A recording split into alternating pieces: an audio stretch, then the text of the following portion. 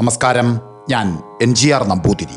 നിങ്ങൾക്കെല്ലാവർക്കും എൻ്റെ ചാനലിലേക്ക് ഹാർദമായ സ്വാഗതം. ഇന്ന് ഞാൻ എൻ്റെ കഥാപ്രേമികളോട് പറയാൻ പോകുന്ന പുതിയ ഒരു കഥയുടെ പേരാണ് തലക്കുളത്തൂർ ഭട്ടതിരിയും പാഴൂർ പടിപ്പുരയും. വളരെ പ്രസിദ്ധനായ തലക്കുളത്തൂർ ഭട്ടതിരിയുടെ ഇല്ലം ബ്രിട്ടീഷ് മലയാളത്തിലാണ്. ഇദ്ദേഹം നല്ല വ്യുത്പന്നനും ജ്യോതിശാസ്ത്ര പാരംഗതനും ആയിരുന്നു എന്ന് വളരെ പ്രസിദ്ധമാണല്ലോ. ഭട്ടതിരിക്ക് പ്രശ്നം പറയുന്നതിന് ഒരു വിശേഷ വാസന ബാല്യത്തിൽ തന്നെ ഉണ്ടായിരുന്നു. അദ്ദേഹം ബ്രഹ്മചാരിയായി വേദാധ്യയനം ചെയ്ത് താമസിക്കുന്ന കാലത്ത് അവധി ദിവസങ്ങളിൽ തൻ്റെ സഹപാഠികളും ഒരുമിച്ച് കളിക്കുമ്പോൾ ഓരോരുത്തര് ഓരോ നേരം പോക്കുകൾ കാണിക്കുന്ന സമയത്ത് ഇദ്ദേഹത്തിൻ്റെ തമാശ എന്താന്ന് വെച്ചാൽ ഇദ്ദേഹം പ്രശ്നം വച്ച് ഫലം പറയുകയാണ് പതിവ്. അത് ഒരു കളിയായിട്ടാണ് പതിവ്. ആ പതിവിൻ പ്രകാരം ഒരു ദിവസം ഇവരെയൊക്കെ വേദാധ്യയനം പഠിപ്പിക്കുന്ന ആ ഓദിക്കോൻ പുറത്തെവിടെയോ ഇറങ്ങിപ്പോയിരുന്ന സമയത്ത് ബ്രാഹ്മണ കുട്ടികളെല്ലാവരും കൂടി ഓരോ കളികൾ തുടങ്ങി. ഭട്ടതിരി കബഡിക്ക് പകരം കുറേ ചെറിയ പാറക്കല്ലുകൾ പെറുക്കിയെടുത്ത് പ്രശ്നം വയ്ക്കാനും തുടങ്ങി. ശേഷമെല്ലാവരും പ്രശ്നം കേൾക്കാനായി ചുറ്റും ചെന്നുകൂടി. ആ സമയത്ത് ആ കുട്ടികളിൽ ഒരു ഉണ്ണി നമ്പൂതിരി ചോദിച്ചു, ആട്ടെ, നമ്മുടെ ഓദിക്കോന് ഉണ്ണി ഉണ്ടാകാതെ ഇരിക്കുന്നതിൻ്റെ കാരണമെന്താ? ഒന്ന് കവടി വാരി വച്ച് നോക്കിയാൽ കൊള്ളാം എന്ന് പറഞ്ഞു. ഉടനെ നമ്മുടെ കൊച്ചുഭട്ടതിരി പ്രശ്നം വയ്ക്കുന്ന ഭാവങ്ങളൊക്കെ കാണിച്ചു പറഞ്ഞു, ഹേയ്, ബാലശാപം കൊണ്ടാണ് നമ്മുടെ ഓദിക്കോന് കുട്ടിയുണ്ടാവാത്തത് എന്ന് തമാശ രൂപത്തിൽ അങ്ങോട്ട് പറഞ്ഞു. അപ്പോൾ മറ്റൊരു കുട്ടി ചോദിച്ചു, ഹേയ്, അതിന് പ്രതിവിധി കൂടി അറിഞ്ഞാൽ കൊള്ളാം എന്ന് പറഞ്ഞു. അത് കേട്ടപ്പോൾ ഭട്ടതിരി ഒന്നുകൂടി കവടി വാരി വച്ച് വിചാരിച്ചു പറഞ്ഞു, അതിന് പരിഹാരം എന്താച്ചാൽ പഞ്ചസാര പായസം ഉണ്ടാക്കി ഒരു സംവത്സരം മുടങ്ങാതെ ദിവസം തോറും സാധു കുട്ടികൾക്ക് ധാരാളമായി അങ്ങോട്ട് കൊടുക്കുക. മേലാൽ കുട്ടികളെ അടിക്കാതിരിക്കുകയും ചെയ്താൽ നമ്മുടെ ഓദിക്കോന് ഉണ്ണിയുണ്ടാകും എന്ന് പറഞ്ഞു.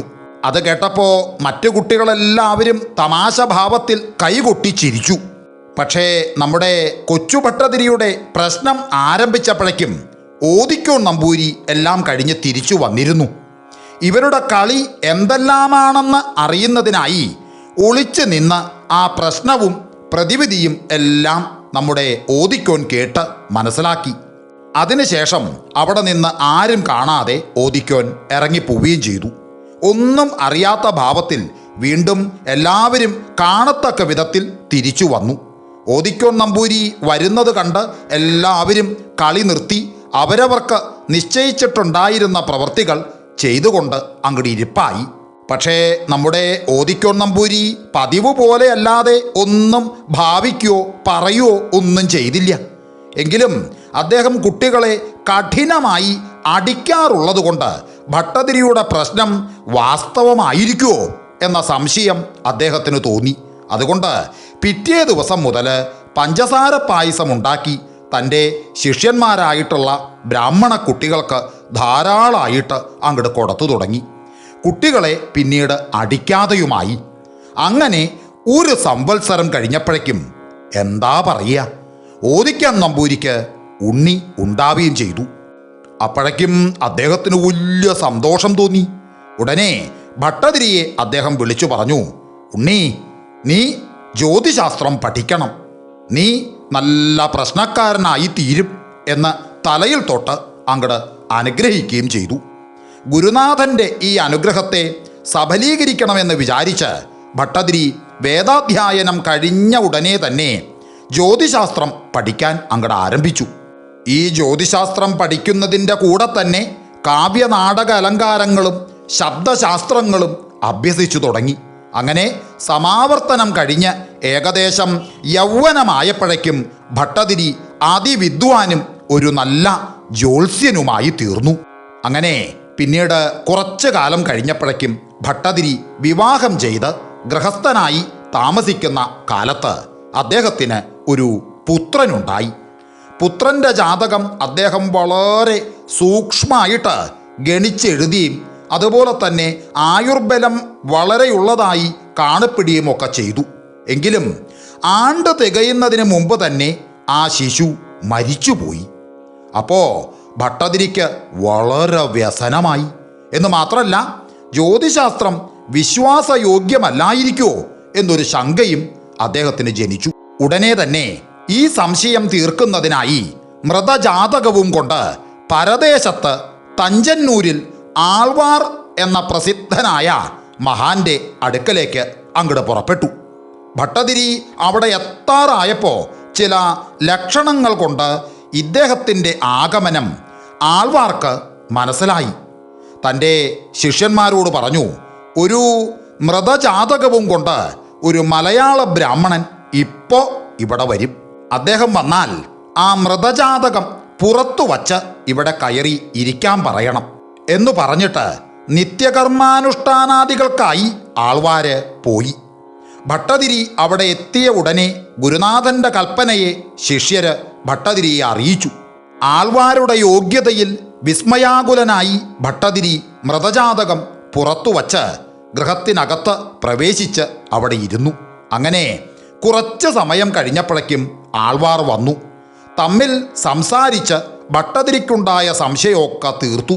ജ്യോതിശാസ്ത്രം ഒരിക്കലും അബദ്ധമായി വരുന്നതല്ലെന്നും ജ്യോത്സ്യന്മാർക്ക് ഇഷ്ടദേവതയെ ഉപാസനയും മന്ത്രസിദ്ധിയും ഇല്ലാതെ ഇരുന്നാൽ അതിൻ്റെ ഫലം ശരിയായി ചിലപ്പോൾ കണ്ടില്ലെന്ന് വന്നു പോകാമെന്നേയുള്ളൂ എന്നും ആൾവാർ പറഞ്ഞപ്പോൾ താൻ എഴുതിയ ജാതകം തെറ്റിപ്പോയത് തനിക്ക് ദേവതാ ഉപാസനയും മന്ത്രസിദ്ധിയും ഇല്ലാഞ്ഞിട്ടാണെന്ന് മനസ്സിലാക്കി ഭട്ടതിരി തിരിച്ചു പോരുകയും ചെയ്തു. ഭട്ടതിരി തിരിച്ചു വരും വഴി തന്നെ തൃശവപ്പേരൂർ വന്ന് വടക്കുംനാഥനെ ഭജിച്ചും കൊണ്ട് ഒരു വിശിഷ്ട മന്ത്രം അക്ഷരസംഖ്യ കഴിച്ച് അവിടെ താമസിച്ചു. അക്കാലത്ത് അവിടെ ദേവന് ചാർത്തിയിരുന്ന ഒരു തൃക്കണ്ണ് മോഷണം പോവുകയും അനേകം പ്രശ്നക്കാരെ വരുത്തി പ്രശ്നം വെപ്പിച്ച് നോക്കിക്കുകയും ഒക്കെ ചെയ്തു. പ്രശ്നക്കാര് മോഷ്ടാവിൻ്റെ നിറം കറുത്തതാണെന്നും നാമാക്ഷരങ്ങൾ 2 മാത്രമേ ഉള്ളൂ എന്നും അവയിൽ ആദ്യത്തേത് ക എന്നും രണ്ടാമത്തത് ഇക്ക എന്നും ആണെന്ന് ഒക്കെ ഇങ്ങനെ പറഞ്ഞു.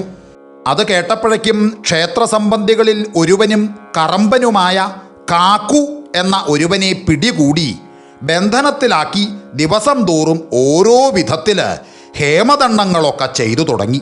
എങ്കിലും യാതൊരു തെളിവും ഉണ്ടായില്ല.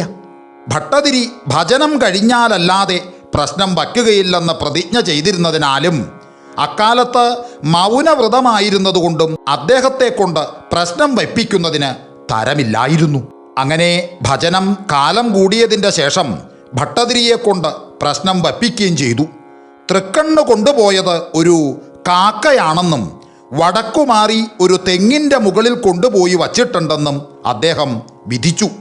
അപ്രകാരം മോഷണദ്രവ്യം കിട്ടുകയും ചെയ്തു. അതിനാൽ കൊച്ചി മഹാരാജാവ് സന്തോഷിച്ച് ഭട്ടതിരിക്ക് അനേകം ബിരുദങ്ങൾ കൽപ്പിച്ചു കൊടുക്കുകയും ചെയ്തു. അതിൻ്റെ ശേഷം ഭട്ടതിരി തിരുവിതാംകൂർ മഹാരാജാവ് തിരുമനസ്സിലെ സന്നിധിയിലും പല പ്രശ്നങ്ങൾ വച്ച് പറയുകയും ജാതകങ്ങൾ എഴുതി കൊടുക്കുകയും അതെല്ലാം ശരിയായി ഒത്തുവരികയാൽ അനേക സമ്മാനങ്ങൾ അദ്ദേഹം വാങ്ങിക്കുകയും ചെയ്തിട്ടുണ്ട്. ഭട്ടതിരി തിരുവനന്തപുരത്ത് ചെന്ന് താമസിച്ചിരുന്ന കാലത്ത് ഒരു ദിവസം മഹാരാജാവ് തിരുമനസ്സുകൊണ്ട് ഭട്ടതിരിയോട് ചോദിച്ചു, ഹേയ് ഭട്ടതിരി, ഞാൻ നാളെ പത്മനാഭസ്വാമി ക്ഷേത്രത്തിൽ തൊഴാൻ പോവുമ്പോൾ മതിൽക്കകത്ത് കിടക്കുന്നത് ഏതിലേ കൂടി ആയിരിക്കും ഒന്ന് പറയുക എന്ന് കൽപ്പിച്ച് അങ്ങോട്ട് ചോദിച്ചു. അതിന് മറുപടിയായി ഭട്ടതിരി പറഞ്ഞു, അതെനിക്കറിയാം, എങ്കിലും ഇപ്പോൾ തിരുമനസ്സിനെ ഞാൻ അറിയിക്കണില്ല. നാളെ എഴുന്നള്ളുന്ന സമയത്ത് എനിക്കറിയാമെന്ന് ഞാനിപ്പോൾ അറിയിച്ചത് നാളെ വാസ്തവമാണെന്ന് അവിടേക്ക് ബോധ്യപ്പെടും എന്ന് തിരുമനസ്സിനെ അറിയിച്ചു. തിരുമനസ്സുകൊണ്ട് പതിവായി മതിൽക്കകത്ത് എഴുന്നള്ളുക കിഴക്കേ ഗോപുരത്തിൽ കൂടിയായിരുന്നു. മേൽപ്പറഞ്ഞ പ്രകാരം സംഭാഷണം നടന്നതിൻ്റെ പിറ്റേ ദിവസം കൊട്ടാരത്തിൽ നിന്ന് എഴുന്നള്ളി കിഴക്കേ ഗോപുരത്തിൻ്റെ തെക്കുവശത്തായി എഴുന്നള്ളി അവിടെ നിന്നുകൊണ്ട് മഹാരാജാവ് ഭൃത്യന്മാരോട് പറഞ്ഞു, ഇന്ന് ഞാൻ ഇതിലെയാണ് മതിൽക്കകത്തേക്ക് പോകാൻ നിശ്ചയിച്ചിരിക്കുന്നത്. ഇവിടെ മതിൽ അങ്ങട് വെട്ടിപ്പൊളിക്കട്ടെ എന്ന് കൽപ്പിച്ചു. ഉടനെ മഴുവും തൂമ്പയുമെല്ലാം കൊണ്ട് വേലക്കാരെത്തി മതിൽ വെട്ടിപ്പൊളിച്ചു തുടങ്ങി. മതിലിൻ്റെ കല്ലുകൾ കുറേ പൊളിച്ചപ്പോൾ ഒരു കല്ലിൻ്റെ ഇടയിൽ ഒരു ഓലത്തുണ്ട് ഇരിക്കുന്നത് കണ്ടു.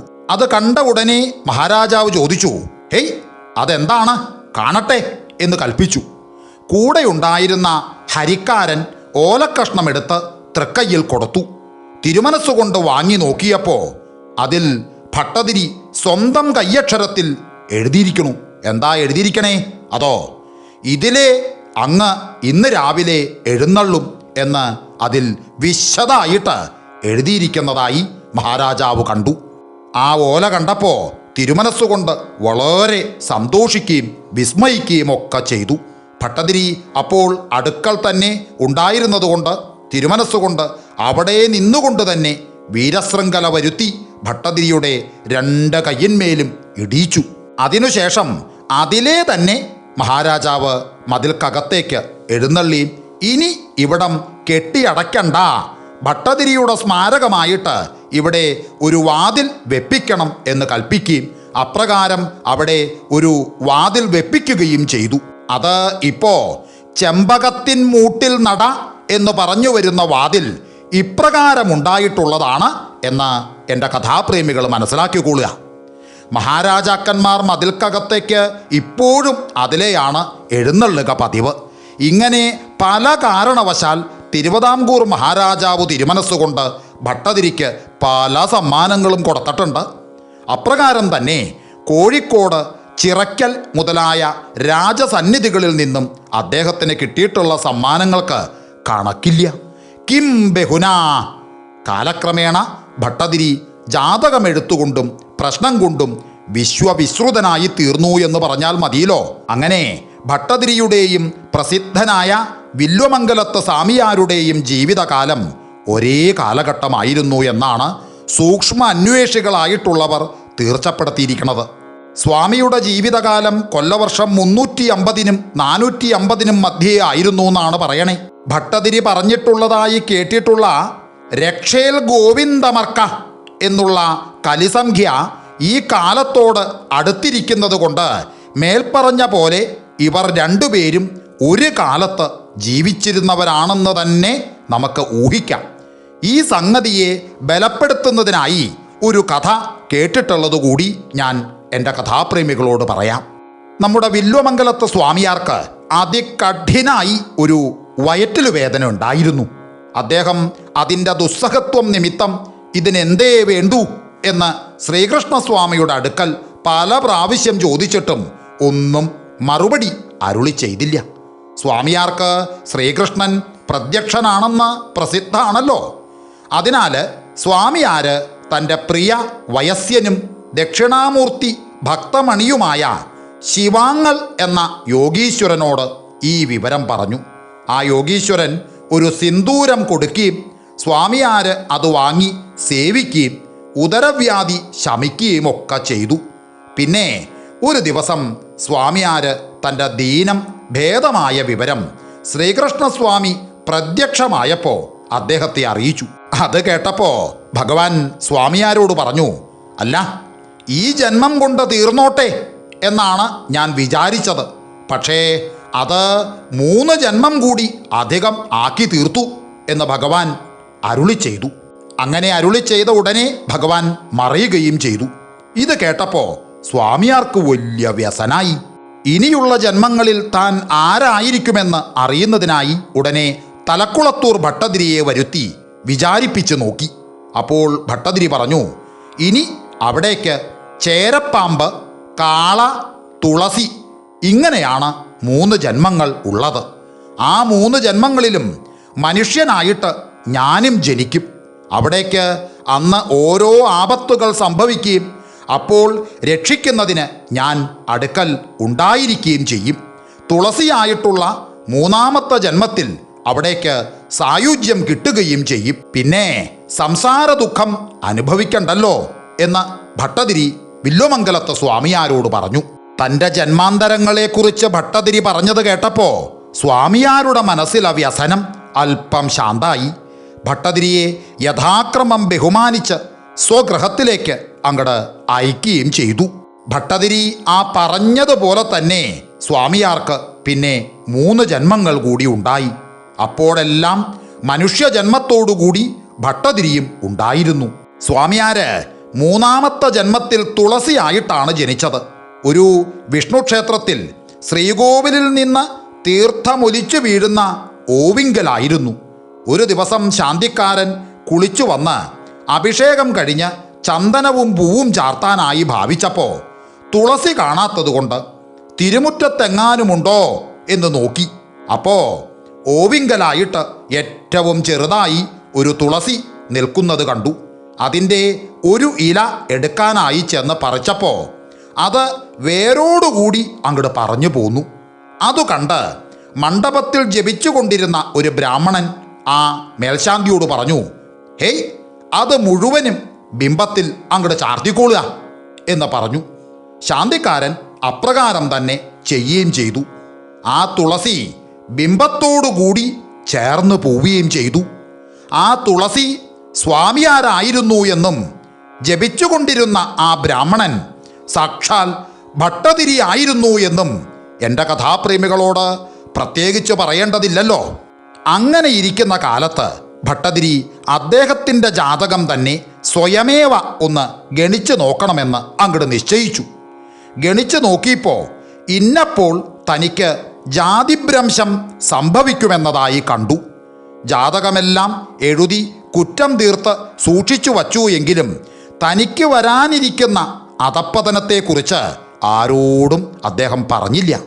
അതിൻ്റെ ശേഷം കുറഞ്ഞൊരു കാലം കഴിഞ്ഞപ്പോൾ ഏറ്റവും ദരിദ്രനും സമീപസ്ഥനുമായ ഒരു ബ്രാഹ്മണൻ ദാരിദ്ര്യ ദുഃഖം സഹിക്കവയ്യാതായിട്ട് ഭട്ടതിരിയുടെ അടുക്കൽ വന്ന് ചോദിച്ചു, ഹേയ്, അവിടുന്ന് പലരോടും പല സംഗതിക്കും പ്രശ്നം വച്ച് പറയണ്ടല്ലോ, ഒന്നും തെറ്റാറുമില്ല. എന്നാൽ എനിക്ക് ഈ ദാരിദ്ര്യ ദുഃഖം തീർന്ന് ഒരു ദിവസമെങ്കിലും ജീവിച്ചിരിക്കാൻ സംഗതി വരുമോ? ഇതിനെക്കുറിച്ച് ഒന്ന് ചിന്തിച്ച് പറഞ്ഞാൽ കൊള്ളാം. ഞാൻ ഇതിലധികം ഇനി വലയാനില്ല. ഇപ്രകാരം ആ ബ്രാഹ്മണൻ്റെ വാക്കുകേട്ട് ആർദ്രമാനസനായി ഭവിച്ച ഭട്ടതിരി കുറഞ്ഞൊരു നേരം കണ്ണടച്ച് വിചാരിച്ചതിൻ്റെ ശേഷം പറഞ്ഞു, അങ്ങ് ഒട്ടും വ്യസനിക്കണ്ട. അങ്ങയുടെ ദാരിദ്ര്യം അശേഷം തീരുന്നതിനുള്ള കാലം അടുത്തിരിക്കണു. ഞാൻ ഒരു ഉപായം പറഞ്ഞു തരാം. അതുപോലെ പ്രവർത്തിച്ചാൽ മതി. അതെന്താന്ന് വെച്ചാൽ, ഈ വരുന്ന ദ്വാദശി നാളിൽ അർദ്ധരാത്രിയാകുമ്പോൾ തൃശ്ശിവപ്പേരൂർ വടക്കുംനാഥ ക്ഷേത്രത്തിൻ്റെ വടക്കേ ഗോപുരത്തങ്കൽ പോയി നിൽക്കണം. അപ്പോൾ അതിലെ 2 ബ്രാഹ്മണർ വരും. അവരുടെ പിന്നാലെ അങ്ങോട്ട് കൂടിക്കൊള്ളുക. എന്ത് പറഞ്ഞാലും ഒഴിഞ്ഞു പോകരുത്. അവർ അങ്ങേ കബളിപ്പിച്ച് പോവാനൊക്കെ നോക്കും. അതിനുവേണ്ടി അവർ നല്ലോണം ശ്രമിക്കും. എങ്കിലും വിട്ടു പിരിയരുത്. അവർ പോകുന്നിടത്തേക്ക് അങ്ങയെയും കൊണ്ടുപോകണമെന്ന് പറഞ്ഞുകൊള്ളണം. ഈ കൗശലം പറഞ്ഞു തന്നത് ആരാണെന്ന് ചോദിച്ചാൽ പറയേമരുത്. ഇപ്രകാരം ചെയ്താൽ അങ്ങയുടെ ഈ ദാരിദ്ര്യ ദുഃഖം അശേഷം തീർന്ന് സുഖമായിട്ടിരിക്കാൻ സംഗതി വരും. ഇങ്ങനെ ഭട്ടതിരി പറഞ്ഞപ്പോൾ ബ്രാഹ്മണന് വലിയ സന്തോഷമായി. ഭട്ടതിരിയുടെ പ്രശ്നം ഒരിക്കൽ പോലും ആർക്കും തെറ്റാറില്ലാത്തതുകൊണ്ട് കാര്യം സഫലമാകുമെന്ന് ബ്രാഹ്മണൻ നല്ല പോലെ വിശ്വസിച്ചു. എന്നാ ഇനി പോയി വന്നിട്ട് കണ്ടോളാം എന്ന് പറഞ്ഞ് അദ്ദേഹം അവിടുന്ന് പോവുകയും ചെയ്തു. അങ്ങനെ ഭട്ടതിരി പറഞ്ഞ പോലെ ദ്വാദശി നാളിൽ അർദ്ധരാത്രിക്ക് മുമ്പേ ബ്രാഹ്മണൻ തൃശ്ശൂർ വടക്കേ ഗോപുരത്തിലെത്തി അവിടെ നിന്നു.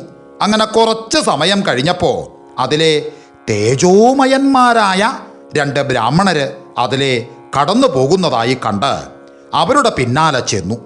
അവർ ഇദ്ദേഹത്തെ വിട്ടുപിരിയുന്നതിനായി പല വിധത്തിലും ഉപായങ്ങളൊക്കെ നോക്കി. പക്ഷേ ഒന്നും ഫലിക്കില്ല എന്ന് തീർച്ചയായപ്പോൾ അവർ ബ്രാഹ്മണനോട് ചോദിച്ചു, ഹേയ്, അങ്ങ് എവിടേക്കാണ് പുറപ്പെട്ടിരിക്കണത്?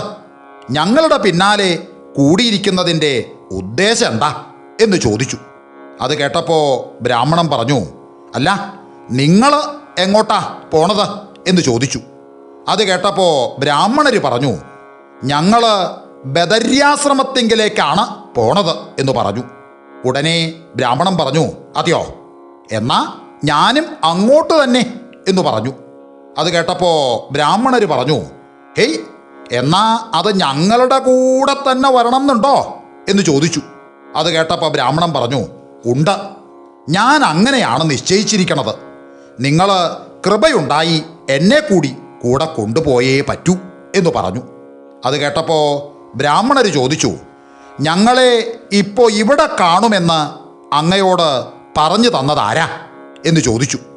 അത് കേട്ടപ്പോൾ ബ്രാഹ്മണൻ പറഞ്ഞു, ഹേയ്, അത് ഞാൻ പറയില്ല, നിങ്ങൾ അതിനായി എന്നോട് നിർബന്ധിക്കുകയും അരുത് എന്ന് പറഞ്ഞു. ഇപ്രകാരം ആ ബ്രാഹ്മണൻ്റെ വാക്ക് കേട്ടപ്പോൾ മറ്റേ ബ്രാഹ്മണർ കുറച്ചു നേരം ഒന്ന് ചിന്തിച്ചിട്ട് പറഞ്ഞു, ആട്ടെ, കാര്യമൊക്കെ ഞങ്ങൾക്ക് മനസ്സിലായി. അങ്ങേക്ക് ഈ കൗശലം ഉപദേശിച്ചു തന്നയാൾക്ക് അധപ്പതനം വന്നു പോട്ടെ. എന്തായാലും നേരിട്ട് കണ്ടുപോയതുകൊണ്ട് ഇനി അങ്ങേ ഉപേക്ഷിച്ച് ഞങ്ങൾക്ക് പോവാൻ നിവൃത്തിയില്ല. അതിനാൽ കൊണ്ടുപോവാം. എന്തായാലും അങ്ങ് കണ്ണടച്ചുകൊണ്ട് ഞങ്ങളെ അങ്ങോട്ട് തൊട്ടൂളുക എന്ന് പറഞ്ഞു. ഇങ്ങനെ ആ ബ്രാഹ്മണരുടെ വാക്ക് കേട്ടയുടനെ ആ ബ്രാഹ്മണൻ അപ്രകാരം ചെയ്തു. മാത്ര നേരം കഴിഞ്ഞപ്പോഴേക്കും കണ്ണു തുറന്നോളാൻ പറഞ്ഞു. കണ്ണു തുറന്ന് നോക്കിയപ്പോൾ 3 പേരും ബദര്യാശ്രമത്ത് ഒരു ഗൃഹത്തിൽ എത്തിയിരിക്കുന്നു. ഉടനെ ആ ദിവ്യന്മാരായ ബ്രാഹ്മണർ പറഞ്ഞു, ഇതാ, ഈ ഗൃഹത്തിനകത്ത് ഒരാള് മരിക്കാറായി ശ്വാസം വലിച്ചുകൊണ്ട് കിടക്കണ്ട്. അദ്ദേഹം അങ്ങയുടെ അപ്പനാണ്. ഈ അപ്പൻ എന്ന് പറഞ്ഞാൽ അച്ഛൻ്റെ അനുജനാണ് അപ്പൻ എന്ന് പറയണത് കേട്ടോ. പണ്ട് അങ്ങയുടെ ഒരപ്പൻ കാശിക്ക് പോയിട്ടുള്ളതായി ഓർക്കണ്ടല്ലോ, അദ്ദേഹം തന്നെയാണിത്. അദ്ദേഹം ഗംഗാസ്നാനം കഴിഞ്ഞ് ഓരോരോ സ്ഥലങ്ങളിൽ സഞ്ചരിച്ച് ക്രമേണ ഇവിടെ വന്നു ചേർന്നു. പിന്നെ വളരെ കാലമായി ഇവിടെ ശാന്തി കഴിച്ച് താമസിക്കുകയായിരുന്നു. ഇപ്പോൾ അദ്ദേഹത്തിന് മരണസമയം അടുത്തിരിക്കുന്നു. ഞങ്ങൾ അദ്ദേഹത്തെ കൊണ്ടുപോകാനായി വന്ന വിഷ്ണുദൂതന്മാരാണ്. അരനാഴികയ്ക്കകം ഞങ്ങൾ കൊണ്ടുപോകും. അതിനു മുമ്പേ കാണണമെങ്കിൽ കണ്ടോളുക. ഇങ്ങനെ ആ ബ്രാഹ്മണ വേഷം ധരിച്ചിരുന്ന വിഷ്ണുദൂതന്മാരുടെ വാക്ക് കേട്ട് ബ്രാഹ്മണൻ വേഗം അകത്ത് കടന്നു നോക്കിയപ്പോൾ അവർ പുറത്ത് പറഞ്ഞതുപോലെ തന്നെ തൻ്റെ അപ്പൻ ശ്വാസം വലിച്ചുകൊണ്ട് കിടക്കണത് കണ്ടു. മരിക്കാറായി കിടക്കുന്ന ബ്രാഹ്മണന് ബോധം കെട്ടിട്ടില്ലാത്തതിനാൽ തൻ്റെ ജ്യേഷ്ഠപുത്രനെ കണ്ടപ്പോൾ ആളറിയുകയും ചെയ്തു. ഏകാഗിയായി പരദേശത്ത് താമസിക്കുന്ന ഒരാള് അത്യന്തം അവശതയിൽ കിടക്കുന്ന സമയം തൻ്റെ അടുത്ത അവകാശിയായ ഒരാളെ വിചാരിച്ചിരിക്കാതെ പെട്ടെന്ന് കണ്ടതുകൊണ്ടുള്ള ഒരു സന്തോഷം അളവില്ലാതെ ആയിരിക്കുമെന്നുള്ളത് എൻ്റെ കഥാപ്രേമികളോട് പ്രത്യേകിച്ച് പറയണമെന്നില്ലല്ലോ. ആ വൃദ്ധ ബ്രാഹ്മണൻ തൻ്റെ ഭ്രാതൃപുത്രനെ കണ്ടയുടനെ താൻ വളരെ കാലായി സംഖ്യയില്ലാതെ സമ്പാദിച്ച് ജാളികകളിലാക്കി കെട്ടിവച്ച് പൂട്ടിയിരിക്കുന്ന പെട്ടിയുടെ താക്കോൽ തലയിണയുടെ താഴെ വച്ചിരിക്കുന്നതെടുത്ത് കയ്യിൽ കൊടുത്തു. ഉടനെ പ്രാണനും പോയി. ബ്രാഹ്മണൻ അപ്പൻ്റെ സംസ്കാരം മുതലായത് യഥാക്രമം കഴിച്ചതിൻ്റെ ശേഷം തനിക്കു കിട്ടിയ അപരിമിതമായ ദ്രവ്യവും കൊണ്ട് തൻ്റെ ഗൃഹത്തിൽ വന്നു ചേർന്നു. ഉടനെ തന്നെ ഭട്ടതിരിയെ ചെന്ന് കണ്ട് വിവരങ്ങളെല്ലാം പറഞ്ഞു കേൾപ്പിച്ചു. എല്ലാം പറഞ്ഞു കേൾപ്പിച്ചതിന് ശേഷം ആ ബ്രാഹ്മണൻ പറഞ്ഞു, അല്ല, ഒരു കാര്യവും കൂടി ആ ബ്രാഹ്മണര് പറഞ്ഞിട്ടുണ്ടായിരുന്നു എന്ന് പറഞ്ഞു. അത് കേട്ടപ്പോൾ ഭട്ടതിരി ചോദിച്ചു, ഹേയ്, അതെന്താ അവർ പറഞ്ഞത് എന്ന് ചോദിച്ചു. അല്ല, അത് അങ്ങക്കിത്തിരി വിഷമമുള്ള കാര്യമാണ് കേട്ട. ഹൈ, പറയാ കേക്കട്ടെ എന്ന് പട്ടേരി പറഞ്ഞു. അത് കേട്ടപ്പോൾ ആ ബ്രാഹ്മണൻ പറഞ്ഞു, ആ വിഷ്ണുദൂതന്മാര് ഇത് പറഞ്ഞു തന്ന അങ്ങേക്ക് അധപ്പതനം വന്ന് പോകട്ടെ എന്ന് ശപിക്കുകയുണ്ടായി എന്ന് പറഞ്ഞു. അത് കേട്ടപ്പോൾ ഭട്ടതിരി പറഞ്ഞു, ഹേയ്, അത്രയേ ഉള്ളൂ, അത് ഞാൻ മുമ്പേ തന്നെ നിശ്ചയിച്ചിട്ടുള്ളതാണല്ലോ എന്ന് പറഞ്ഞു. ഉടനെ തന്നെ താൻ എഴുതി വച്ചിരിക്കുന്ന ജാതകമെടുത്ത് ആ ബ്രാഹ്മണനെ കാണിച്ചു. ബ്രാഹ്മണൻ എല്ലാം കൊണ്ടും ഭട്ടതിരിയെക്കുറിച്ച് അങ്ങോട്ട് വിസ്മയിച്ച് തൻ്റെ ഗൃഹത്തിൽ വന്ന് സുഖമായിട്ട് അങ്ങോട്ട് വസിച്ചു. തൻ്റെ അധപ്പതന ദിവസത്തെ പ്രതീക്ഷിച്ചും കൊണ്ട് ഭട്ടതിരിയും ഇരുന്നു. ജാതകഫലം അനുഭവിക്കാതെ കഴിയുകയില്ലെന്ന് നല്ല നിശ്ചയമുണ്ടായിരുന്നു എങ്കിലും കഴിയുന്നതും പരീക്ഷിക്കണമെന്ന് വിചാരിച്ച് ഭട്ടതിരി ഒരു ഉപായം നിശ്ചയിച്ചുകൊണ്ട് സ്വദേശം വിട്ട് പാഴൂര് വന്ന് താമസിച്ചു. തനിക്ക് അധപ്പതനം സംഭവിക്കുന്നതിന് യോഗമുള്ളതായ ആ ദിവസം രാവിലെ കുളിച്ച് നിത്യകർമാനുഷ്ഠാനാദികളെല്ലാം കഴിച്ച് ഭക്ഷണവുമൊക്കെ കഴിഞ്ഞതിൻ്റെ ശേഷം ചില സ്നേഹിതന്മാരോടുകൂടി തോണി കളിക്കാനായി പോയി. അന്ന് അഹോരാത്രം തോണിയിൽ തന്നെ കഴിച്ചു കൂട്ടണമെന്നായിരുന്നു ഭട്ടതിരിയുടെ ഉദ്ദേശം. അങ്ങനെ പാഴൂർ പുഴയിലായിരുന്നു വഞ്ചികളി. പകൽ മുഴുവനും അങ്ങനെ പുഴയിൽ തന്നെ കഴിച്ചുകൂട്ടി. സന്ധ്യാസമയമായപ്പോൾ കരയ്ക്കടുത്ത് കുളിച്ച് സന്ധ്യാവന്ദനാദി കഴിച്ച് വീണ്ടും എല്ലാവരും കൂടി വഞ്ചിയിൽ കയറി കളി തുടങ്ങി. നല്ല നിലാവുള്ള കാലമായിരുന്നതുകൊണ്ട് തൽക്കാലം ഒരു വിഷമതയും ഉണ്ടായിരുന്നില്ല. നേരം ഒരു പാതിര കഴിഞ്ഞപ്പോൾ അന്തരീക്ഷമൊക്കെ അങ്ങോട്ട് മാറി. അതികഠിനമായി മഴക്കാറും കാറ്റും തുടങ്ങി. കാർമേഘങ്ങളാൽ ചന്ദ്രമണ്ഡലം അശേഷം മൂടപ്പെട്ടു പോയി. ചന്ദ്രികയില്ലാതെയായി എന്നു മാത്രമല്ല, അതിഘോരമായ അന്ധകാരം ലോകമാസകലം നിറയുകയും ചെയ്തു. വഞ്ചിയിൽ ഇരിക്കുന്നവർക്ക് തന്നെ പരസ്പരം കാണാൻ വയ്യാതെയായി തീർന്നു. ഉടനെ അതിക്കേയമായി മഴയും തുടങ്ങി. പുഴയിൽ ഒഴുക്കും ഓളവും കലശലായി. വഞ്ചിയിൽ വെള്ളം നിറഞ്ഞു മുങ്ങുമെന്നുള്ള ദിക്കായി. മരണഭയം നിമിത്തം എല്ലാവർക്കും വല്ല പ്രകാരവും കരയ്ക്കടുക്കണമെന്ന് തോന്നിത്തുടങ്ങി. ഇരുട്ടുകൊണ്ട് കരയും കടവും കാണാനും പാടില്ല. ഒഴുക്കും ഓളവും കൊണ്ട് ഊന്നിയാലും തുഴഞ്ഞാലും വഞ്ചി നേരെ പോകണമില്ല. ആകപ്പാടെ വലിയ കുഴപ്പത്തിലായി തീർന്നു എന്ന് പറഞ്ഞാൽ മതിയല്ലോ. എന്തിനു വളരെ പറയണു. കുറച്ച് സമയം കഴിഞ്ഞപ്പോൾ ഒരുവിധം വഞ്ചി ഒരു കരയിൽ ചെന്നടുത്തു. കരയ്ക്കിറങ്ങിയ ഉടനെ എല്ലാവരും നനഞ്ഞൊലിപ്പിച്ച് കിടുകിടാ വിറച്ചുകൊണ്ട് അടുക്കലുള്ള ഓരോ ഗൃഹങ്ങളിലേക്ക് കയറിപ്പോയി. കൂട്ടുകാരെല്ലാം പിരിഞ്ഞു. ഭട്ടതിരി തനിച്ചായി. കാറ്റും മഴയും കൊണ്ട് തണുപ്പ് സഹിക്കവയ്യാതെ വിറച്ചുകൊണ്ട് അദ്ദേഹം ഇരുട്ടത്ത് തപ്പി പുറപ്പെട്ടു.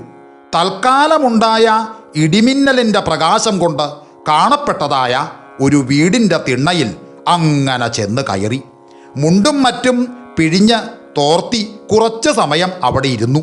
അപ്പോൾ ഒരു ഇടിമിന്നലുണ്ടായതുകൊണ്ട് ആ ഇറയത്ത് ഒരു കയറ്റുകട്ടിലും പായയും തലയിണയും ഇരിക്കുന്നതായി ഭട്ടതിരി കണ്ടു. ഇതാരടെങ്കിലും ആവട്ടെ, എടുത്ത് കിടക്ക് തന്നെ എന്ന് നിശ്ചയിച്ച് ആ കട്ടിലിൽ കയറി കിടപ്പുമായി. അത്താഴമുണ്ണാത്തതുകൊണ്ടും വഞ്ചികളിയിലുണ്ടായ അധ്വാനവും നിമിത്തം ഭട്ടതിരി ക്ഷീണിച്ചിരുന്നതിനാൽ കിടന്ന ഉടനെ അങ്ങോട്ട് ഉറക്കുവായി. ഭട്ടതിരി കിടന്നതായ ആ കട്ടിലും പായും വീട്ടുടമസ്ഥൻ്റേതായിരുന്നു. അവൻ ഒരു മദ്യപാനി ആയിരുന്നതുകൊണ്ട് ഭാര്യയോട് കലഹിച്ച് അന്ന് എവിടെയോ പോയിരുന്നതിനാലാണ് അതൊഴിവായിരുന്നത്. ഭട്ടതിരി ഉറക്കമായി കുറച്ച് സമയം കഴിഞ്ഞപ്പോൾ മഴ മാറി. മുമ്പിലത്തെ പോലെ നിലാവും തെളിഞ്ഞു.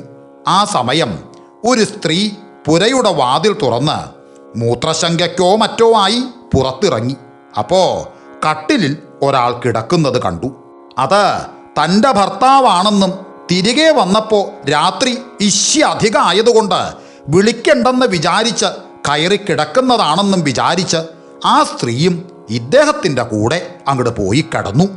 സ്ത്രീ വീട്ടുടമസ്ഥൻ്റെ ഭാര്യയായിരുന്നു എന്നുള്ളത് എൻ്റെ കഥാപ്രേമികളോട് പ്രത്യേകിച്ച് പറയേണ്ടതില്ലല്ലോ.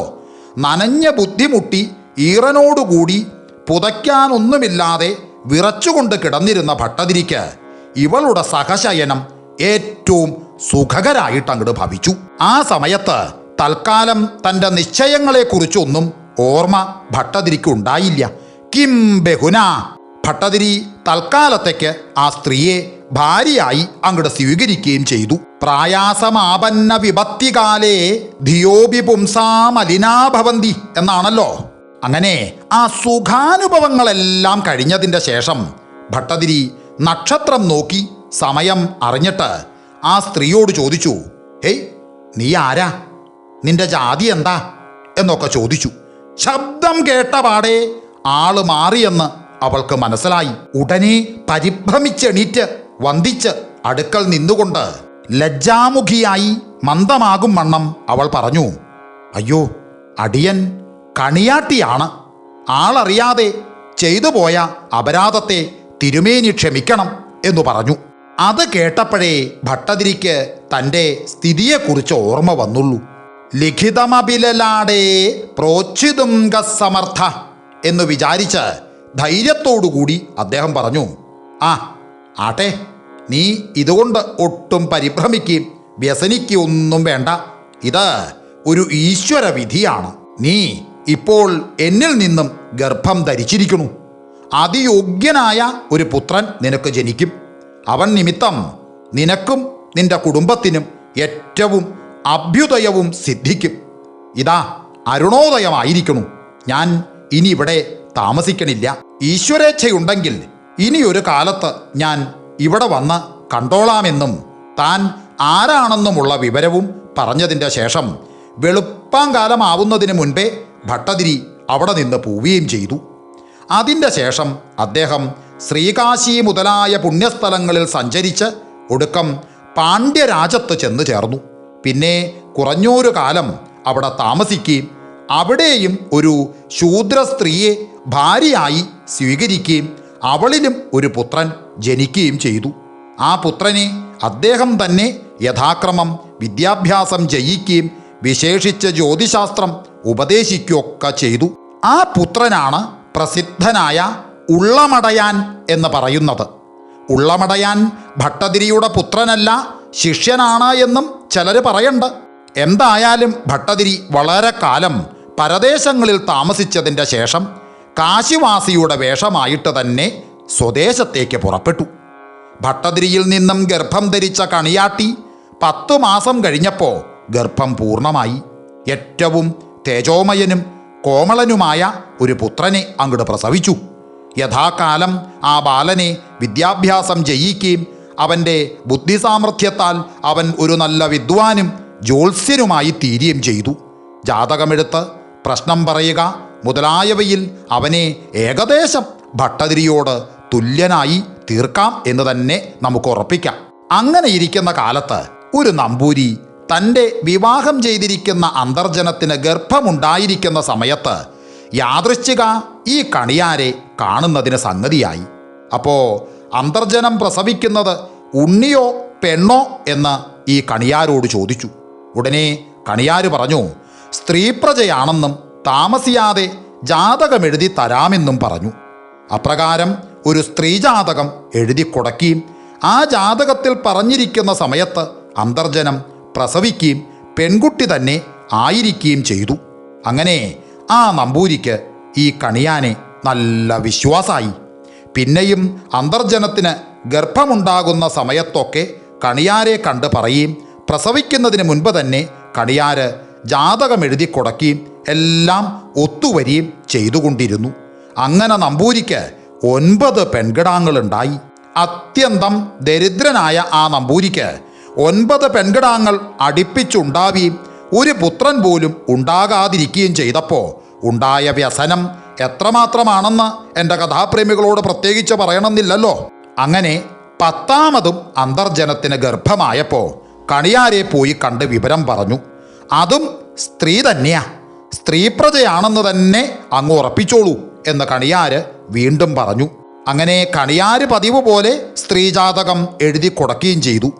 കണിയാര് പറഞ്ഞാൽ പിന്നെ കടുകിടയ്ക്ക് വ്യത്യാസം വരില്ലെന്ന് നിശ്ചയമുള്ളതുകൊണ്ട് നമ്പൂരിക്ക് വ്യസനം അങ്ങട് സഹിക്ക വയ്യാതായി തീർന്നു.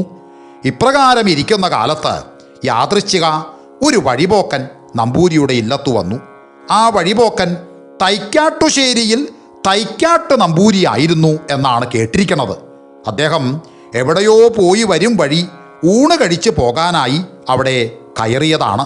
വഴിപോക്കൻ നമ്പൂരിയെ കണ്ട ഉടനെ ഗൃഹസ്ഥൻ നമ്പൂരി യഥായോഗ്യം ആദരിച്ചിരുത്തി. എന്നിട്ട് പറഞ്ഞു, ആ വേഗം പോയി കുളി കഴിച്ചു വരിക, ഊണിന് അധികം താമസമില്ല എന്ന് പറഞ്ഞു. ദാരിദ്ര്യം അതികലശലായിട്ടുണ്ടെങ്കിലും ആ ഗൃഹസ്ഥൻ നമ്പൂരി ഏറ്റവും ഔദാര്യമുള്ള ഒരാളായിരുന്നു. വഴിപോക്കൻ നമ്പൂരി കുളിയും തേവാരമൊക്കെ കഴിഞ്ഞ് വന്നപ്പോഴേക്കും ഭക്ഷണം തയ്യാറായിരുന്നു. രണ്ടുപേരും ഊണ് കഴിഞ്ഞ് പുറത്തളത്തിൽ പോയി മുറുക്കി വർത്താനൊക്കെ പറഞ്ഞിരിക്കുമ്പോൾ ഗൃഹസ്ഥൻ നമ്പൂരി തൻ്റെ ആ കഷ്ടാവസ്ഥകളെല്ലാം വഴിപോക്കൻ നമ്പൂരിയെ പറഞ്ഞു കേൾപ്പിച്ചു.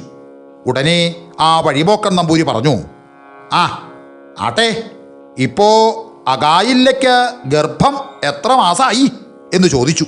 അത് കേട്ടപ്പോൾ ഗൃഹസ്ഥൻ നമ്പൂരി പറഞ്ഞു, അല്ല, നാള് പോയിട്ട് 1 മാസം കഴിഞ്ഞു എന്ന് ഗൃഹസ്ഥൻ നമ്പൂരി തിരിച്ചു പറയുകയും ചെയ്തു. അത് കേട്ടപ്പോൾ വഴിപോക്കൻ നമ്പൂരി പറഞ്ഞു, ആ അത്രയേ ഉള്ളൂ, എന്നാൽ ഈ പ്രാവശ്യം അങ്ങേക്ക് ഒരു ഉണ്ണി തന്നെയായിരിക്കും പിറക്കുക. എനിക്ക് ഒരു 40 ദിവസം ചെലവിന് തന്ന് ഇവിടെ താമസിപ്പിക്കാമെന്നുണ്ടെങ്കിൽ ഈ പ്രാവശ്യം പുരുഷപ്രജയെ അങ്ങയ്ക്ക് അങ്ങോട്ട് പ്രസവിപ്പിച്ചേക്കാം എന്ന് വഴിപോക്കം പറഞ്ഞു. അത് കേട്ടപ്പോൾ ഗൃഹസ്ഥൻ നമ്പൂരി പറഞ്ഞു, സ്ത്രീപ്രജയാണ് കണിയാൻ ജാതകം എഴുതി തന്നിരിക്കണത് കേട്ടോ. സ്ഥിതിക്ക് അത് മറിച്ചു വരാൻ പ്രയാസമാണ്. കണിയാൻ സാമാന്യക്കാരനല്ല എന്ന് പറഞ്ഞു. അത് കേട്ടപ്പോൾ വഴിപോക്കൻ നമ്പൂരി പറഞ്ഞു, ആട്ടെ, അതൊക്കെ ശരി തന്നെ. എനിക്ക് 40 ദിവസം ഭക്ഷണം തന്ന് ഇവിടെ താമസിപ്പിക്കാമോ? എന്നാൽ കണിയാനല്ല, ബ്രഹ്മാവ് തന്നെ പറഞ്ഞാലും ഞാൻ നിവർത്തി ഉണ്ടാക്കിക്കോളാം എന്ന് വഴിപോക്കൻ ഉറപ്പിച്ചങ്ങോട്ട് പറഞ്ഞു. അത് പറയണത് കേട്ടപ്പോൾ അങ്ങനെ ആവാമെന്ന് ഗൃഹസ്ഥൻ നമ്പൂരി അങ്ങോട്ട് സമ്മതിക്കുകയും ചെയ്തു. അതിനുശേഷം വഴിപോക്കൻ നമ്പൂരി 40 ദിവസം അവിടെ താമസിച്ച് അന്തർജനത്തിന് നെയ്യ് ജപിച്ചു കൊടുത്തു. അങ്ങനെ 40 ദിവസത്തെ നെയ്യ് സേവയൊക്കെ കഴിഞ്ഞു. അപ്പോൾ വഴിപോക്കൻ നമ്പൂരി പറഞ്ഞു, ആ എന്നാ ഞാൻ ഇറങ്ങുകയാണ്. ഇനി പ്രസവ ദിവസം ഞാൻ വരാം. എന്നാ ആ കണിയാനെയും വരുത്തണം. ആര് പറഞ്ഞതാണ് ഒക്കുന്നത് എന്നറിയാലോ എന്ന് പറഞ്ഞ് വഴിപോക്കൻ നമ്പൂരി അങ്ങോട്ട് പോവുകയും ചെയ്തു. അങ്ങനെ അന്തർജനത്തിൻ്റെ പ്രസവ ദിവസം നേരത്തെ തന്നെ ആ നമ്പൂരി വീണ്ടും വന്നു ചേർന്നു. അദ്ദേഹം അവിടെ വന്നിരിക്കുന്ന വിവരവും അദ്ദേഹം പറഞ്ഞിട്ടുള്ളതും ഒന്നും കണിയാനോട് പറയരുതെന്ന് പറഞ്ഞ് അദ്ദേഹം പുറത്തിറങ്ങാതെ പുറത്തളത്തിൽ അവിടെ വന്നങ്ങിടിയിരുന്നു. ആ സമയത്ത് കണിയാൻ ഈ വിവരങ്ങളൊന്നും അറിയാതെ പഠിക്കലും വന്നിരുന്നു. അപ്പോൾ യാദൃശ്ചിക ഒരു കാശിവാസിയും അവിടെ വന്ന് മുറ്റത്തിരുന്നു. ഉടനെ അന്തർജനത്തിന് പ്രസവവേദനയും ആരംഭിച്ചു. അപ്പോൾ ഗൃഹസ്ഥൻ നമ്പൂരി ആ കണിയാനോട് ചോദിച്ചു, അല്ല, എന്താ കണിയാരെ, പെണ്ണ് തന്നെയാണ് ഇല്ലേ എന്ന് ചോദിച്ചു. അത് കേട്ടപ്പോൾ കണിയാൻ പറഞ്ഞു, അടിയൻ എഴുതി തന്നിട്ടുള്ള ജാതകമൊന്നും ഇതുവരെ തെറ്റിയിട്ടുണ്ടോ തിരുമേനി? പിന്നെ എന്തിനാ അത്ര സംശയിക്കണേ? അങ്ങനെ തന്നെയാണ് ഇതും എന്ന് പറഞ്ഞു. കണിയാൻ ആ പറയണത് കേട്ടപ്പോൾ ആ മുറ്റത്തിരിക്കുന്ന കാശിവാസി പറഞ്ഞു, അല്ല, ഇതുവരെ തെറ്റിയിട്ടില്ലെങ്കിലും ഈ പ്രാവശ്യം കുറച്ചങ്ങോട്ട് തെറ്റിപ്പോയി. അന്തർജനം പ്രസവിക്കുന്നത് ഒരു ആൺകുട്ടിയെയാണ്, സംശയമില്ല എന്ന് പറഞ്ഞു. അത് കേട്ടപ്പോൾ കണിയാൻ പറഞ്ഞു, ഹേ അങ്ങനെ വരില്ല, ഇന്ന് വരെ ഞാൻ പറഞ്ഞത് തെറ്റിയിട്ടില്ല എന്ന് പറഞ്ഞ് ആ കാശിവാസിയും ഈ കണിയാനും അങ്ങോട്ട് വാദിച്ചു. അങ്ങനെ അവർ വാദിച്ചു കൊണ്ടിരിക്കുമ്പോൾ അവിടെ ഒരു പശുവിന് പ്രസവവേദന തുടങ്ങി. പ്രസവിക്കാനുള്ള ഭാവമായി. അപ്പോൾ ഗൃഹസ്ഥൻ നമ്പൂരി പറഞ്ഞു, ആട്ടെ കണിയാരെ, എന്നാ ഈ പശു പ്രസവിക്കുന്നത് കിടാവ് എന്തായിരിക്കും എന്ന് ചോദിച്ചു. അത് കേട്ട ഉടനെ കണിയാര് പറഞ്ഞു, അത് ചോദിക്കാനില്ല, കാളക്കിടാവാണ്, നെറ്റിയിൽ ചാർത്തും ഉണ്ടായിരിക്കും എന്ന് പറഞ്ഞു. അപ്പോൾ കാശിവാസി പറഞ്ഞു, നെറ്റിയിൽ ചാർത്തല്ല, വാലിൽ കൊടിയാണ് എന്ന് പറഞ്ഞു. ആ ആട്ടെ, നമുക്കിപ്പോൾ അറിയാലോ എന്നായി കണിയാൻ. അങ്ങനെ കുറച്ച് സമയം കഴിഞ്ഞപ്പോൾ പശു പ്രസവിച്ചു. കിടാവ് കാള തന്നെയായിരുന്നു. എങ്കിലും കാശിവാസി പറഞ്ഞതുപോലെ വാലിൽ കൊടിയായിരുന്നു ഉണ്ടായിരുന്നത്. അപ്പോൾ കണിയാരുടെ മനസ്സിൽ കുറച്ച് ലജ്ജയും വിസ്മയവും കാശിവാസിയെക്കുറിച്ചുള്ള ബഹുമാനവും അന്തർജനം പ്രസവിക്കുന്നത് ഉണ്ണിയായി തീർന്നേക്കുമോ എന്നുള്ള വിചാരവും എല്ലാം കൂടി വലിയ പരിഭ്രമായി തീർന്നു. ഉടനെ അന്തർജനം പ്രസവിച്ചു. പക്ഷേ അന്തർജനം പ്രസവിച്ചത് ഉണ്ണിയായിരുന്നു. ഉണ്ണിയാണെന്നറിഞ്ഞപ്പോൾ കണിയാരുടെ മനോവികാരങ്ങൾ ദ്വിഗുണീഭവിച്ചു. താൻ ശാസ്ത്രപ്രകാരം പറഞ്ഞത് എങ്ങനെ തെറ്റി എന്ന് വിചാരിച്ച് കാശിവാസിയോട് ചോദിച്ചു, ഹേ മഹാത്മാവേ, ഇതെന്താണ് ഇങ്ങനെ വന്നത്? ഞാൻ ശാസ്ത്രപ്രകാരമാണല്ലോ 2 സംഗതികൾ പറഞ്ഞത്, അത് രണ്ടും തെറ്റിപ്പോയില്ലോ. ആ കിടാവിന് നെറ്റിയിൽ ചാർത്തില്ലാതെയും വന്നു, ഇവിടെ പുരുഷപ്രജ ജനിക്കാതെയും വന്നു. ശാസ്ത്രം അബദ്ധമാണെന്ന് വരുമോ? ഇത് കേട്ടപ്പോൾ കാശിവാസി പറഞ്ഞു, ശാസ്ത്രം അബദ്ധമെന്നൊരിക്കലും പറയരുത്. ശാസ്ത്രം ഗ്രഹിച്ചിരുന്നാലും സയുക്തമായി ആലോചിക്കാതെയും മറ്റും പറഞ്ഞാൽ ഇങ്ങനെ തെറ്റിപ്പോകാമെന്നേ ഉള്ളൂ. ഇത് രണ്ടും നിന്റെ വിചാരക്കുറവ് നിമിത്തം തെറ്റിയതാണ് എന്ന് പറഞ്ഞു. അത് കേട്ടപ്പോൾ ആ കടിയാൻ പറഞ്ഞു, ഹേയ്, എന്നാ അതിൻ്റെ കാരണം എന്താണെന്ന് വ്യക്തമായിട്ട് ഒന്ന് പറഞ്ഞു കേട്ടാൽ കൊള്ളാമെന്ന് ഒരപേക്ഷയുണ്ട് എന്ന് കാശിവാസിയോട് പറഞ്ഞു. അപ്പോൾ കാശിവാസി വീണ്ടും പറഞ്ഞു, ഗർഭമുണ്ടായി 3 മാസം കഴിയുന്നതിന് മുമ്പ് വിചാരിച്ചാൽ പ്രജയെ സ്ത്രീയോ പുരുഷനോ ഏതെങ്കിലും ഇഷ്ടം പോലെ ആക്കി തീർക്കുന്നതിന് ബ്രാഹ്മണർക്ക് ശക്തിയുണ്ട്. അത് അവരുടെ വേദത്തിൻ്റെ മാഹാത്മ്യമാണ്. അതിനാൽ ഗർഭം 3 മാസം ആകാതെ ജാതകം എഴുതി കൊടുക്കരുതാത്തതാണ്. ഇവിടെ ഇങ്ങനെ സ്ത്രീപ്രജയാകേണ്ടിരുന്ന ഈ അന്തർജനത്തിന് പുരുഷപ്രജയാക്കി കൊടുത്ത ആള് ഇവിടെ അകത്ത് തന്നെ ഇരിക്കണ്ട. നീ ഇതിനെക്കുറിച്ചൊന്നും വിചാരിക്കാതെ ആദ്യം ജാതകം ഗണിച്ചപ്പോൾ കണ്ട ലക്ഷണം വിചാരിച്ച് തന്നെയാണ് ഇപ്പോഴും പറഞ്ഞത്. തൽക്കാല സ്ഥിതിയെക്കുറിച്ച് വിചാരിക്കാഞ്ഞതിനാൽ ഇങ്ങനെ തെറ്റിപ്പോയതാണ്. പിന്നെ ആ കിടാവ് ഗർഭത്തിൽ കിടന്നിരുന്നപ്പോൾ അതിൻ്റെ വാല് വളഞ്ഞ് നെറ്റിയിലിരിക്കുന്നതിനാലാണ് നെറ്റിയിൽ ചാർത്തുണ്ടെന്ന് നിനക്ക് തോന്നിയത്. ഇതും ആലോചനക്കുറവ് തന്നെ. കുറച്ചുകൂടി മനസ്സിരുത്തി ആലോചിച്ചിരുന്നെങ്കിൽ നിനക്കും ഇതൊക്കെ അറിയാവുന്നതായിരുന്നു. ഇപ്രകാരം കാശിവാസിയുടെ വാക്ക് കേട്ടപ്പോൾ ഇദ്ദേഹം തൻ്റെ അച്ഛനായ തലക്കുളത്തൂർ ഭട്ടതിരി തന്നെ ആയിരിക്കുമോ എന്ന് സംശയം തോന്നിയപ്പോൾ കണിയാൻ വിവരം ചോദിച്ചു. അത് കേട്ട ഉടനെ അദ്ദേഹം അതിനെ സമ്മതിച്ച് തൻ്റെ വാസ്തവം പറയുകയും ചെയ്തു. ഭട്ടതിരിയെക്കുറിച്ച് പലരും, വിശേഷിച്ച് തൻ്റെ അമ്മയും പറഞ്ഞ് കണിയാൻ നല്ല പോലെ കേട്ടറിഞ്ഞിട്ടുണ്ടായിരുന്നു. അദ്ദേഹം തന്നെയാണ് ഈ കാശിവാസി എന്നറിഞ്ഞപ്പോൾ കണിയാൻ പാദത്തിങ്കൽ വീണ് അങ്ങോട്ട് നമസ്കരിച്ചു. അവരുടെ പിതൃപുത്ര ബന്ധത്തെ പരസ്പരം അറിഞ്ഞതിൻ്റെ ശേഷം രണ്ടുപേരും കണിയാൻ്റെ ഗൃഹത്തിലേക്ക് പോയി. ഈ സംഗതി ഉണ്ടായത് മൂവാറ്റുപുഴ താലൂക്കിൽ പിറവത്ത് പുളിമറ്റത്ത് നമ്പൂരിയുടെ ഇല്ലത്ത് വച്ചാണ് എന്നാണ് കേട്ടിരിക്കുന്നത്.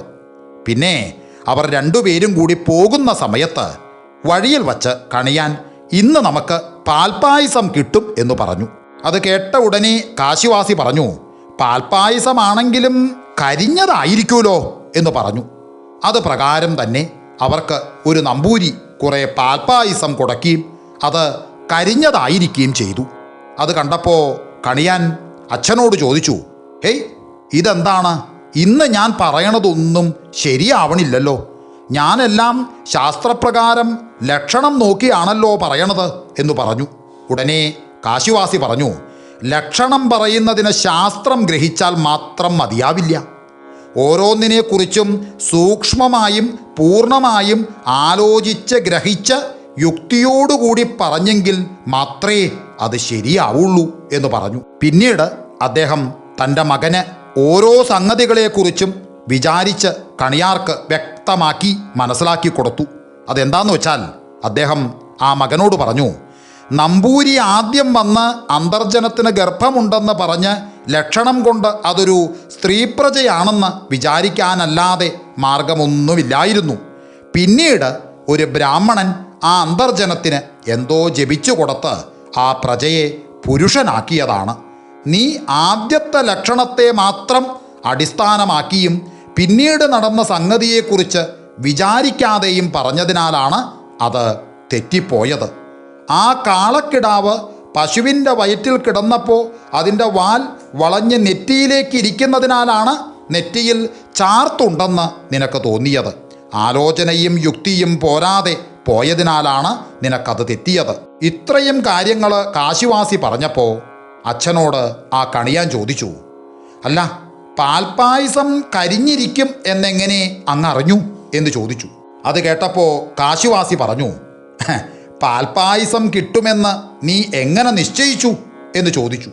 ഉടനെ കണിയാൻ പറഞ്ഞു, നമ്മൾ ഇങ്ങോട്ട് പോന്നപ്പോൾ നമ്മുടെ വലതുവശത്തായി ഒരു ചക്രവാക മിഥുനം വന്ന് ഒരു പാലുള്ള വൃക്ഷത്തിന്മേൽ ഇരുന്നത് കൊണ്ടാണ് ഞാനത് നിശ്ചയിച്ചത് എന്ന് പറഞ്ഞു. അത് കേട്ടപ്പോൾ അച്ഛനായ കാശിവാസി പറഞ്ഞു, ആ ചക്രവാക മിഥുനം ഒരു ഉണങ്ങിയ കൊമ്പിന്മേലാണ് വന്നിരുന്നത്. അതിനാലാണ് പാൽപ്പായസം കരിഞ്ഞതായിരിക്കുമെന്ന് ഞാൻ നിശ്ചയിച്ചത്. ഇങ്ങനെ ഓരോ സംഗതിയുടെയും സൂക്ഷ്മം നോക്കി അറിഞ്ഞിട്ട് വേണം ഒരു ലക്ഷണം പറയാൻ എന്ന് പറഞ്ഞു. അങ്ങനെ കാശിവാസിയായ ആ ഭട്ടതിരി പറഞ്ഞതിനെ എല്ലാം കണിയാൻ സമ്മതിക്കുകയും പിന്നീട് കണിയാരും ഓരോന്നും സൂക്ഷ്മം വരെ നോക്കി ആലോചിച്ചും ഒക്കെ എല്ലാവരോടും പറഞ്ഞു തുടങ്ങി. അതിനുശേഷം എല്ലാം ഒത്തുവരികയും ചെയ്തു തുടങ്ങി. പിന്നീട് ജീവിത അവസാനം വരെ ഭട്ടതിരി ആ കണിയാൻ്റെ പടിപ്പുരയിൽ തന്നെ താമസിക്കുകയും ജ്യോതിശാസ്ത്ര സംബന്ധമായി അനേകം സംഗതികൾ തൻ്റെ പുത്രന് ഉപദേശിച്ചു കൊടുക്കുകയും ചെയ്തു. താൻ മരിച്ചാൽ ശവം ആ പടിപ്പുരയിൽ തന്നെ സ്ഥാപിച്ചു കൊള്ളണമെന്നും ആ സ്ഥലത്തിരുന്ന് പ്രശ്നം വച്ച് പറയുന്നതെല്ലാം സൂക്ഷ്മമായിരിക്കുമെന്നും ഭട്ടതിരി ജീവിച്ചിരുന്നപ്പോൾ തന്നെ പറഞ്ഞിരുന്നു. അതുപോലെ തന്നെ അദ്ദേഹം മരിച്ചതിൻ്റെ ശേഷം ശവം ആ പടിപ്പുരയിൽ തന്നെ സ്ഥാപിച്ചു. അതിൻ്റെ ശേഷം അവിടെ ഇരുന്നല്ലാതെ പാഴൂർ പടിപ്പുരയിൽ ഇന്നും പ്രശ്നം വയ്ക്കുക എന്നൊരു ഏർപ്പാടില്ല. അതിനാലാണ് പാഴൂർ പടിപ്പുര പ്രശ്നത്തിന് വിശേഷവും പ്രസിദ്ധിയുമായി തീർന്നത്. ഈ പടിപ്പുര കൂടാതെ അവിടെ വേറെയും പടിപ്പുരയുണ്ട്. അതിന് മാഹാത്മ്യമുണ്ടാകുന്നതിന് വേറെ കാരണവുമുണ്ട്. അതും ഞാൻ എൻ്റെ കഥാപ്രേമികളോട് പറഞ്ഞ് ഈ കഥ പര്യവസാനിപ്പിക്കാം. പാഴൂർ കണിയാരുടെ അവിടെ ഇന്നും 3 പടിപ്പുരയുണ്ട്. അവയിൽ ഒന്ന് കണിയാരുടെ വാസഗൃഹത്തിൻ്റെ തെക്കുവശത്ത് നദീതീരത്താണ്. അവിടെ വച്ചാണ് ഭട്ടതിരിയും കണിയാട്ടിയും കൂടി സഹശയനമുണ്ടായിട്ടുള്ളത്. ആ അത്ഭുത സംഗതിയുടെ സ്മാരകമായിട്ട് ആ സ്ഥലം ഇപ്പോഴും കെട്ടി സൂക്ഷിച്ച് ഇട്ടിരിക്കുന്നുണ്ട്.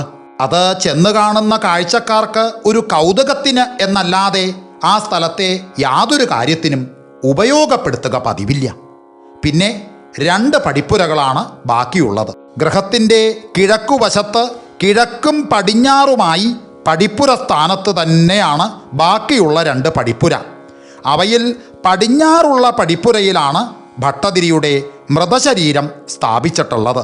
കണിയാര് അവിടെ ഇരുന്നാണ് ഇന്നും രാശി വയ്ക്കുകയും ഒഴിവ് കാണുകയും ഒക്കെ ചെയ്യണത്. പ്രസിദ്ധമായ പടിപ്പുരയും അതുതന്നെയാണ്. പ്രശ്നത്തിൻ്റെ ഫലം പറയുന്നതിന് ആ പടിപ്പുരയിലും അതിൻ്റെ കിഴക്കുവശത്തുള്ള പടിപ്പുരയിലും ഇരിക്കാറുണ്ട്. സാക്ഷാൽ പടിപ്പുരയുടെ കിഴക്കുവശത്തുള്ള പടിപ്പുരയ്ക്കും മാഹാത്മ്യം ഒട്ടും കുറവില്ല. ആ പടിപ്പുരയ്ക്ക് മാഹാത്മ്യം ഉണ്ടായതിൻ്റെ കാരണമാണ് ഇനി ഞാൻ എൻ്റെ കഥാപ്രേമികളോട് പറയാൻ പോണത്. ഭട്ടതിരിയുടെ അനുഗ്രഹവും മാഹാത്മ്യവും കൊണ്ടും ശാസ്ത്രജ്ഞത കൊണ്ടും പാഴൂർ കണിയാൻ ഏറ്റവും പ്രസിദ്ധനായി തീർന്നതിൻ്റെ ശേഷം അവനെ ഒന്ന് പറ്റിക്കണമെന്ന് നിശ്ചയിച്ച് ബുധശുക്രന്മാർ ബ്രാഹ്മണ വേഷം ധരിച്ച് കണിയാരുടെ അടുക്കൽ ചെന്നു. അവർ ചെന്നിരുന്നത് ആ കിഴക്കേ അറ്റത്തുള്ള പടിപ്പുരയിലാണ്. 2 ബ്രാഹ്മണർ തന്നെ കാണാനായി വന്നിരിക്കണു എന്ന് കേട്ട ഉടനെ കണിയാര് പടിപ്പുരയ്ക്കൽ ചെന്ന് ആദരപൂർവം വന്ദിച്ച് ആഗമന കാരണത്തെ ചോദിച്ചു. അത് കേട്ടപ്പോൾ ആ ബ്രാഹ്മണർ പറഞ്ഞു, ഇപ്പോൾ ബുധശുക്രന്മാർ ഏത് രാശിയിലാണെന്നറിഞ്ഞാൽ കൊള്ളാമെന്ന് വിചാരിച്ചാണ് ഞങ്ങൾ വന്നത് എന്ന് പറഞ്ഞു. അത് കേട്ട ഉടനെ കണിയാൻ പഞ്ചാംഗമെടുത്ത് നോക്കി പറഞ്ഞു, ഇന്നിന്ന രാശികളിലാണ് ബുധനും ശുക്രനും നിൽക്കണത് എന്ന് പറഞ്ഞു. അത് കേട്ടപ്പോൾ ആ ബ്രാഹ്മണർ പറഞ്ഞു, ഹേയ്, അതുകൊണ്ട് മതിയായില്ല. ഗ്രഹങ്ങളെ ഗണിക്കാനും മറ്റും ഞങ്ങളും കുറേശ്ശെ വശാക്കിയിട്ടുണ്ട്. ഞങ്ങൾ ഗണിച്ചിട്ട് അങ്ങനെയല്ല കണ്ടത്. അതിനാൽ കണിയാര് ഒന്ന് ഗണിച്ച് നോക്കി തന്നെ പറയണം എന്ന് പറഞ്ഞു. അത് കേട്ടപ്പോൾ കണിയാര് പറഞ്ഞു, ഗണിച്ച് നോക്കാനൊന്നുമില്ല. ഈ പഞ്ചാംഗം അടിയൻ സൂക്ഷ്മമായി ഗണിച്ചിട്ടുള്ളതാണ് എന്ന് പറഞ്ഞു. അത് കേട്ടപ്പോൾ ബ്രാഹ്മണർ പറഞ്ഞു, ഹേയ്, ഈ പഞ്ചാംഗം അത്ര സൂക്ഷ്മമാണെന്ന് ഞങ്ങൾക്ക് തോന്നണില്ല. കണിയാർ ഒന്ന് ഗണിച്ച് നോക്കി തന്നെ പറയണം എന്ന് പറഞ്ഞു. ഇങ്ങനെ ബ്രാഹ്മണര് പലവട്ടം നിർബന്ധിച്ചപ്പോൾ കണിയാര് ബുധശുക്രന്മാരെ ഗണിച്ചു നോക്കി. അപ്പോൾ പഞ്ചാംഗത്തിലുള്ളതുപോലെയല്ല കണ്ടത്. അത് കണ്ടപ്പോൾ ഉടനെ ആ ബ്രാഹ്മണർ ചോദിച്ചു, ഹേയ്, പഞ്ചാംഗം ശരിയല്ലെന്ന് ഞങ്ങൾ പറഞ്ഞത് ഇപ്പോൾ സമ്മതമായില്ലോ ഇല്ലേ? എന്നാ ഇപ്പം ഗണിച്ചതും നല്ല ശരിയാണെന്ന് തോന്നണില്ല. കണിയാര് നല്ല പോലെ മനസ്സിരുത്തി ഒന്നുകൂടി അങ്ങോട്ട് ഗണിക്കുക എന്ന് പറഞ്ഞു. കണിയാര് വീണ്ടും ഗണിക്കാൻ തുടങ്ങി. അപ്പോൾ ബ്രാഹ്മണർ മുമ്പിരുന്ന സ്ഥലത്ത് നിന്ന് ഒന്ന് മാറിയിരുന്നു. കണിയാര് രണ്ടാമത് ഗണിച്ചപ്പോൾ പഞ്ചാംഗത്തിലുള്ളതുപോലെയും അതുപോലെ തന്നെ ആദ്യം ഗണിച്ചതുപോലെയും അല്ല കണ്ടത്. അപ്പോൾ ബ്രാഹ്മണർ പറഞ്ഞു, ഇതും ശരിയല്ല, ഒന്നുകൂടി ഗണിക്കണം എന്ന് പറഞ്ഞു. ഇങ്ങനെ കണിയാര് പല പ്രാവശ്യം ഗണിക്കുകയും ഗണിക്കാൻ തുടങ്ങുമ്പോൾ ബ്രാഹ്മണർ മാറി മാറി ഇരിക്കാനും തുടങ്ങി. എന്ന് മാത്രമല്ല, ബുധശുക്രന്മാരുടെ സ്ഥിതി കണിയാര് നോക്കുമ്പോഴൊക്കെ മാറി മാറി കാണുകയും ചെയ്തു. ഇപ്രകാരം അനേക തവണയായപ്പോൾ ഈ വന്നിരിക്കുന്നവര് നിസാരക്കാരല്ലെന്നും കേവലം വെറും ഒരു ബ്രാഹ്മണരല്ലെന്നും ബുധശുക്രന്മാര് തന്നെ പരീക്ഷിക്കാനായി വേഷം മാറി വന്നിരിക്കുകയാണെന്നും മനസ്സിലാക്കിയപ്പോൾ കണിയാൻ ആ ബ്രാഹ്മണരോട് പറഞ്ഞു, അല്ല, അടിയന് വേറെ ഒരു ഗ്രന്ഥം ഒന്ന് നോക്കാനുണ്ട്. അത് നോക്കി ഗണിച്ചാൽ ഒരിക്കലും തെറ്റില്ല. അത് വിശേഷപ്പെട്ട ഗണിതശാസ്ത്ര ഗ്രന്ഥമാണ്. അത് അകത്ത് ചെന്ന് അതുകൂടി എടുത്തുകൊണ്ട് വന്നിട്ട് ഇനി ഗണിക്കാം. പക്ഷെ ഒരു കാര്യമുണ്ട്, അതുവരെ തമ്പുരാക്കന്മാർ ഇവിടെ ഇരിക്കണം എന്ന് പറഞ്ഞു. ആ, ആയിക്കോട്ടെ, അങ്ങനെ ആയിക്കോട്ടെ എന്ന് ബ്രാഹ്മണര് അങ്ങോട്ട് സമ്മതിച്ചു. അങ്ങനെ പറഞ്ഞപ്പോൾ കണിയാൻ പറഞ്ഞു, അല്ല, അങ്ങനെ വെറുതെ കൽപ്പിച്ചതുകൊണ്ട് മതിയായില്ല. ഇതിനെ തീർച്ചയാക്കാതെ എഴുന്നള്ളിക്കളഞ്ഞെങ്കിൽ അടിയന് വലിയ കുറച്ചിലായിട്ട് തീരും. അതിനാൽ ഞാൻ തിരിച്ചു വന്നല്ലാതെ എഴുന്നള്ളുകയില്ലെന്ന് സത്യം അങ്ങോട്ട് ചെയ്യണം എന്ന് പറഞ്ഞു. അപ്രകാരം ബ്രാഹ്മണര് സത്യം ചെയ്യുകയും ചെയ്തു.